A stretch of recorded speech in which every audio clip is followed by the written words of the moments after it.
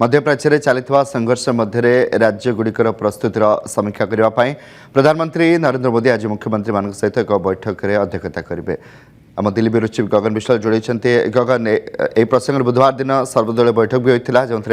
प्रतिरक्षा मंत्री राजनाथ सिंह अध्यक्षता करते आज प्रधानमंत्री देखो निश्चित भाव गोटे पर गोटे जहाज बर्तमान भारत में लगुच आप देखिए हरमुज प्रणाली जो आम फसी रही जहाज गुड़िक हरमुज प्रणाली जो आम फसी रही जहाज गुड़िक भारत को आसूँ कि यार भितर राज्यर सप्लाई चेन प्रभावित होनी तो राज्य मैंने कौन बर्तमान आवश्यक करुँच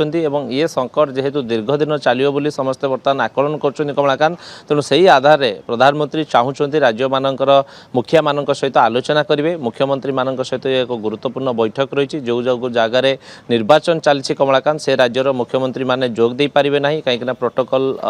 भाउलेट हम कोड ऑफ कंडक्ट लगी किंतु से राज्यर मुख्य सचिव मान सहित प्रधानमंत्री अलग बैठक करेंगे और आलोचना करेंगे जिते सबू राज्यर मुख्य शासन सचिवों सहित आलोचना करेंगे। दुई तीन फेज रे ये बैठक हो पारे कमलाकांत जमीक आम कोविड समय देखी प्रथम प्रधानमंत्री मुख्यमंत्री मान सहित